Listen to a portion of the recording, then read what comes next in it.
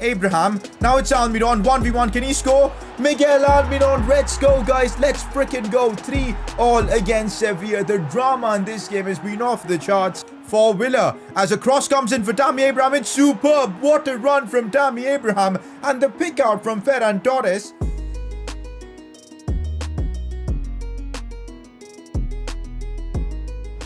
We've got only 1 point from our first 2 Champions League games and we need to get results against Fenerbahce. Otherwise, well, we're probably going into the Europa League, which is something I guess none of us want. Apart from all the stress of the Champions League, we've got some very big games coming up in the Premier League as well as we fight for top spot. At the moment, Liverpool are cruising, but we're not far behind. We've got Arsenal and Manchester City in this episode, so yup, it's definitely a big one. Huge games in this episode, guys. I mean, our Champions League fate could be on the line, because if we drop points again, I think it's over. I don't think we're making it out of this group, so it's a big one. If you guys are enjoying this series, keep the support coming in by dropping a like in the video, subscribe if you're new around here, and let's kick things off. Press conference to kick off the episode. First one's actually a very good suggestion. Use Calvin Phillips as a centre-back as he can play there, so you're right, Calvin Phillips can play as a defender, and you guys know the broken tibia crisis that we're dealing with. Both Jules Koundé and Jamal Lewis out with the same injury for the next 4 to 5 months. And to cope with the injury crisis in certain games, this might actually benefit us playing Calvin Phillips as a centre-back. We might give it a go, but then again, I think Tomori can do a pretty good job in that position because you guys know Tomori's got like 94 sprint speed, so I'm not sure how valuable it would be to, you know, sacrifice Phillips in midfield and put him in defense, but it is an option and it's something we might look at if needs be. Next up, do you think you can break Mo Salah's Premier League record with Tammy Abraham? It's not going to be easy, but I think we can. The record is 32 goals that Mo Salah scored that season. I think we can definitely score more than that with Tammy Abraham. But the problem is, are we going to win the Golden Boot award? That's looking difficult because Bruno Fernandes is just not stopping to score. 12 goals in 9 games for Bruno, so it's going to be difficult for Tammy to win the Golden Boot, but reaching the 32 goal mark, Tammy Abraham is definitely on track to complete that, so we'll see. It depends on his form. He started off the season really slowly, but now he's picking stuff up, and well, he's got 7 goals in 8 games. Next up, are you going to sign a goalkeeper because Nick Pope will drop in his overall soon? That's definitely now a part of the agenda. Maybe not this season, but definitely the next, because if you look at his stats, he's starting to go down, and that is not a good sign. He's 82 rated. He did briefly hit like 83, but then he went back down to 82. So I think getting a better keeper has to be the play in the near future. Probably next season. I think we can get away with having Nick Pope in goal for this season. So yep, it's definitely part of the plan. With that though, press conference done. As you guys know, Tammy Abraham had a pretty slow start this season, but he's picked up form, scoring hat-tricks again. And well, he picks up a Player of the Episode award. Last episode, I think he scored in every single game for us. You guys know the situation at this point in the Champions League. Our first 2 games, we put up a valiant effort, scoring 6 goals, but ultimately defensive errors cost us, and you know, simply the quality of the teams like PSG and Sevilla really came at us, and we just couldn't win. And that's why we've got 1 point out of 2 games, which is horrendous. But we've got a couple of games up against Fenerbahce next, and we need to make them count. Both of these games need to be wins, otherwise it's over. I don't think we're making out of this group alive. So this next home game we've got against Fenerbahce is absolutely vital for the series. We need to win this, guys. As I said, our Champions League dream is hanging by a thread and we need to save it. Before we get into that Fenerbahce game, just a quick injury update. Look at this. Jamal Lewis, 3 months with the broken tibia, of course. And Jules Koundé out for the next 5 months with the broken tibia. Is this the new ACL injury for us? Well, I'll take a broken tibia over an ACL because ACLs are like 8 or 9 months. So, but it's still frustrating, man. Hopefully we won't have more players getting injured. I've already said how important this game is for our Champions League ambitions. The goal is to at least get out of this group alive. And to do that, we need results against Fenerbahce. So I'm going with probably my strongest team. We've been in good form lately. Let's get the result here against Fenerbahce, and that'll put us in a fairly decent spot to make it out of this group alive. Come on. Our first 2 Champions League games, man, they were a goal fest. And honestly, I feel like we deserved a win in at least one of those 2 games. We got super unlucky as well, but that's football and that's the level of the Champions League for you. So let's make it count right now against, of course, Fenerbahce. Joe Willock has gone through, strikes it well, and wow, Joe Willock scores just the start we needed against Fenerbahce. I don't know how Joe Willock managed to drill that bottom left corner, because I put a lot of power on it and it just went grounded. I don't know how, but I'll take it. What a finish from Joe Willock. Tammy Abraham turning provider here, but it was all about Joe Willock's run and movement. A solid finish, bottom left corner. And well, we're 1-0 up against Fenerbahce, but let's keep it going, guys. We don't want to make any silly mistakes here. 3 points in this fixture is a must. Looks for the runner, Ferran Torres, and here he goes on the charge. Could look for a cross, maybe. Still Ferran Torres, looks for the pass in, and that almost reached Tammy Abraham. Ferran Torres as a provider down the right flank gives us something different compared to Miguel Almiron. In certain games, I do prefer that. Like, he can run down the wing and whip in that cross.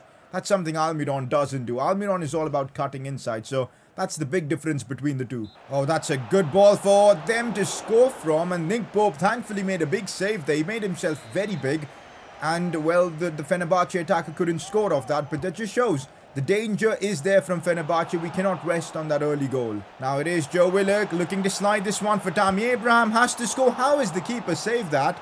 Willock though gets it, but they take it away from him. Tammy Abraham eats those kind of goals for breakfast, man. How did that not go in? I see Tammy Abraham making that. What on earth was that, ref? He literally blew the whistle as Tammy Abraham would have been 1v1 with the keeper. Nah, the ref has robbed us a goal there. That's frustrating. It's still 1-0 for us at half-time, but we should be 2-0 up. Tomori looks for Saint Maximin. That is actually a phenomenal pass from Tomori. Here goes Saint Maximin. Gets it inside. Tries to go for goal. That's solid defending from Fenerbahce. One thing I'll say, Fenerbahce are defending well. They haven't really done much going forwards, but defensively, they look pretty solid. Willock. Tammy Abraham. There's the fake shot. Superbly done. Oh, that is super... What? Tammy Abraham, how? How are you missing these chances? Look at that, guys. He's missed 2 big sitters in this game, I feel. That is... I almost thought that was in. Looks inside for Tammy Abraham. I really want to try and get that second goal as soon as possible. Joe Willock has gone through. Why did I chip the keeper? He didn't even move forward, man. The chances I've wasted in this game, honestly. You just know a 90th minute winner or an equalizer actually is coming from Fenerbahce. And that's going to be so brutal, guys. If we can make it 2-0, we need to do it ASAP. Otherwise, yeah, you just know the script. Here goes Max Aarons now. Even the fullbacks are bombing forward right now. Come on, let's end this game. Max Aarons here. Stops and turns. Looks for Ferran Torres. Could we see Spurs goal in a Newcastle shirt? Yes, we can. Finally, we see Ferran Torres score, and it's a pretty important goal. And now we just close the door on any stupid late equalizer from Fenerbahce. Ferran Torres, his first in a Newcastle shirt. An important goal for him. 2-0 up in this massive Champions League game. Max Aarons with some really composed play. Ferran Torres with the finish. We're 2-0 up. Come on. Oh, what a pass that is to Ferran Torres. Calvin Phillips with one of the best passes you'll see in this series. Ferran Torres just composes himself and a solid finish. 3-0 up. And once we got that second goal, floodgates opened up. Fenerbahce pushed way too forward and we took complete advantage of the situation. Calvin Phillips with the assist and Ferran Torres with the dagger.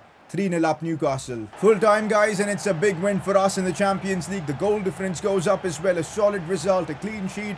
Fenerbahce were awful, guys. There's no two ways about it. They were terrible.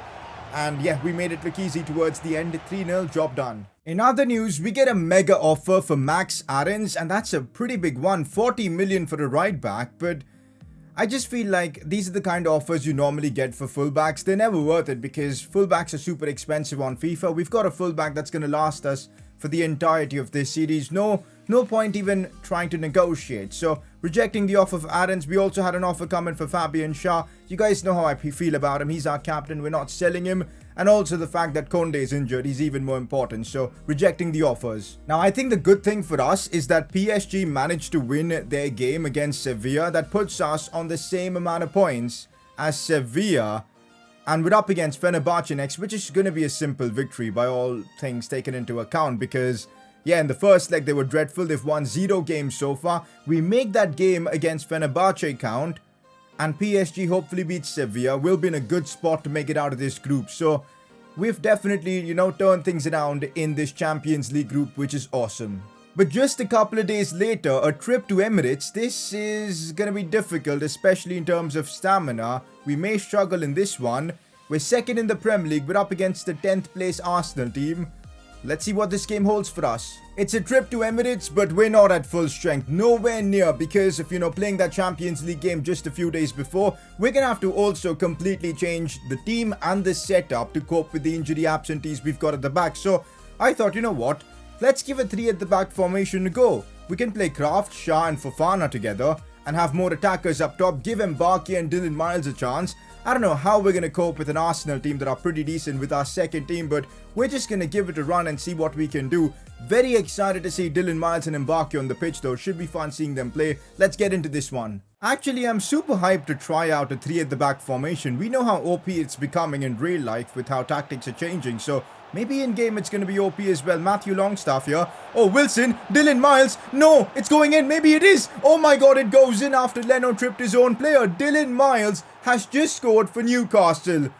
Our youth academy prospect, 16 years old, has just stepped up and made it 1-0 against Arsenal. The drama as well for this goal to go in, because it felt like an eternity for the ball to pop in the back of the net.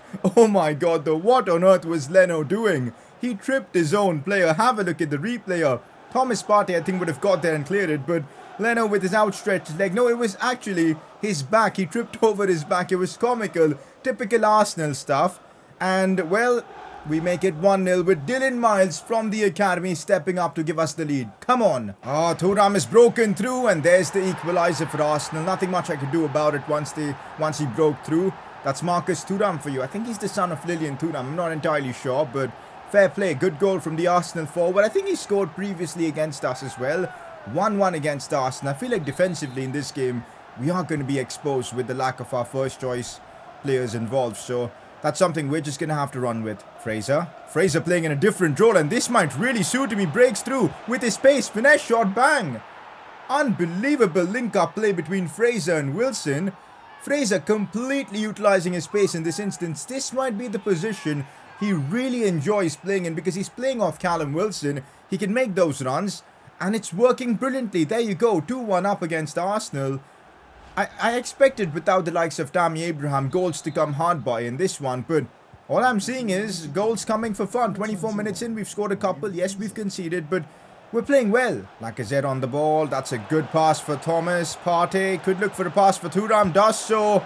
Just awful. We just got exposed right there. Kraft as a centre-back is pretty tragic. I mean, this game's probably going to be an exciting one for you guys, because both teams do not know how to defend. So it's just chaos all round. I kind of want to bring on Tammy Abraham for the rest of this game, because I feel like we need the goals and I think we can beat them as well. So I'm actually going to bring on both Saint-Maximin and Tammy Abraham for this one, because I want to win this game. I feel like Arsenal are there for the taking. So with these couple of changes, we might just be able to get the job done. Another thing that might make a lot of sense is playing Saint-Maximin up top and Fraser out wide.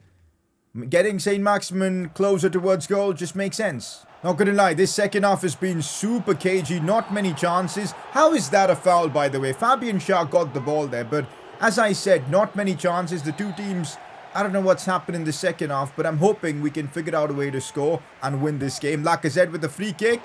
And that was close. Matthew Longstaff. I needed Saint-Maximin to make the run forward. Instead, he decided to drop off like an idiot. I don't know what he was thinking there.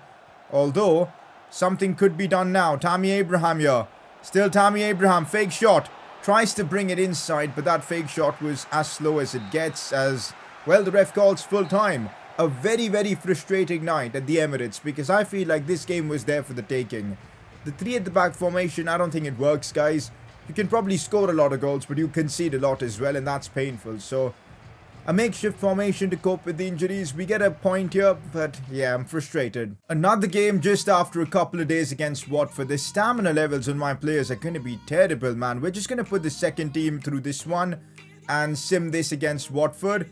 I don't even care if we get through or not. Right now, I think stamina needs to be our focus. We do get through on pens, by the way. 4-3. Newcastle going through, so that's fine, but I don't know how with this squad we're going to cope through all these games, because having games every 2-3 days is going to take a toll. In other news, the training on Mbappe seems to be going fairly well, as he's up to a 2-star skill move rating. There's still a long way to go, but we'll just keep this up. We now go back to the Premier League. It's time to bounce back from that frustrating draw against Arsenal, and Well, the problem is it's going to be difficult to bounce back because we're playing Man City, who are 5th in the league. Surprisingly, they aren't doing all that well, but we can't afford to keep dropping more points because Liverpool are running away with the title. They've already got a 7-point advantage over us after 10 games, and they're unbeaten so far. So, yep, even against City, we need to just try and go for the win. Thankfully, though, we can use the 4-2-3-1 formation for this game, so yep, we don't have players playing out of position and all that sort of stuff. So I'm using my strongest available 11. No Jamal Lewis, no Conde. We're just going to have to cope with it. But Tammy starts,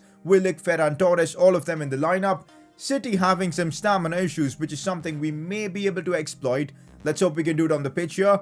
I need to win here. There's no two ways about it. We've got to try and keep closing down the gap to Liverpool. By the way, just locked, Ferran Torres is going to be playing against his former team. So I'd love to see him score in this one. Oh, that's some neat play. Still Ferran Torres. He just got caught out by Rodri there, his Spanish international teammate. But yeah, excited to see how Ferran Torres fares against his former team in this one. Oh, Sergio Aguero on the ball right now. By the way, he just announced that he's going to be leaving Manchester City at the end of the season. Where do you guys think he's going to be going? I could see him join Barcelona because they need a striker, but it depends if they can get like Haaland or someone. They might just go for that, but I don't know if Barca can afford Haaland, so Aguero could be a good pickup, but I have a feeling he's going to go back to Argentina. I don't know, just my 2 cents. Let me know where do you think he's going to land up next season. But we're on the attack now. Phillips. Maybe a shot from distance might be worth it. Calvin Phillips shoots and... well, can't go in always, can it? Ferran Torres, this well-defined Tolisso. Saint Maximin's making a run inside. This is dangerous. Very dangerous here. Saint Maximin scoops this one back in, but City clear that one away. The idea was there, but I just couldn't execute it properly. Oh God, Kevin De Bruyne almost broke through there, but it's incredibly smart football from Manchester City. Thankfully, Nuno Tavares is faster than Bernardo Silva and helped deal with that, but when City get going with their passing play, there aren't many teams that can stop them, honestly. As here's Nuno Tavares, we could do damage here. As Saint Maximin looks to break through. A cross in for Tammy Abraham if he can attack it, but he couldn't. We might still have the ball though. Joe Willock wins that. But I think City are going to get there first. Aguero, City exploiting the open spaces we've left here. But oh, that's good defending from Tomori. Just gets in the face of De Bruyne. Wins that cleanly. Superb to see. That's a very interesting pass for Saint Maximin, who looks to bring this one inside. Shoots, but it gets blocked. I should have maybe gone for a finesse shot. We're creating chances, but in the final third, City are just defending really well. Aguero looking to get through, and he has got through. I've got to defend that cross to De Bruyne. And Aguero somehow keeping it in. Looks for the cutback. Phil Foden, thankfully we blocked that. City really wasted a big chance there. They could have easily made it 1-0. Halftime against Man City, a very competitive game of football. City looking really solid. I just feel like in the final third, City are defending so well, having Ruben Diaz and John Stones at the back. I don't know how we're going to get the breakthrough goal. I think it'll be one goal that decides this game. Tammy Abraham looks for Saint Maximin. Back for Tammy Abraham. Now Joe Willock. This could lead to something. Ferran Torres is broken through. Chance for him to maybe score against this former team. The keeper saves it. And they get it away. We don't have the ball as well. That was Ferran Torres' chance. What a moment. But he couldn't deliver. Although we still might have a chance. Tolisso keeps it. Finds Willock. We're still attacking. Ferran Torres could look for a cross far post. Tries to do so. City cleared it again. Willock and now Ferran Torres in open space. We could look for maybe a cross. Still Ferran Torres. Cut back inside. No, Laporte is there to clear things away. Tolisso. That's a good pickup for Joe Willock. What can he do here? Still Willock stops it. Taking it wide. He couldn't really do much. It's a corner. And we're terrible with corners, guys. I'm going to try a set-piece routine and see if that works. Come on, Tammy Abraham. Attack this one. And why am I so bad at corners, guys, honestly? Fabian Schär once again on one of his runs.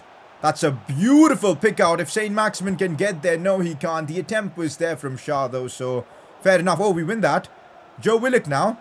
No, it's actually Abraham finding Joe Willock. Willock goes for goal and scores. Chaos, but we've managed to pick up a goal. Joe Willock with the finish. For a moment, I thought it was Willock making the run ahead, but it was Tammy Abraham, who in this episode hasn't been on his normal goal-scoring form, but he's been a great provider as he assists Joe Willock with what could be the goal that wins us this game.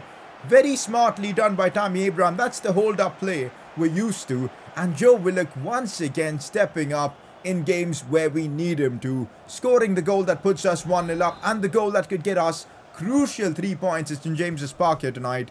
Let's now just see things out. Couldn't have asked for a better result, guys. We just about scraped through this one.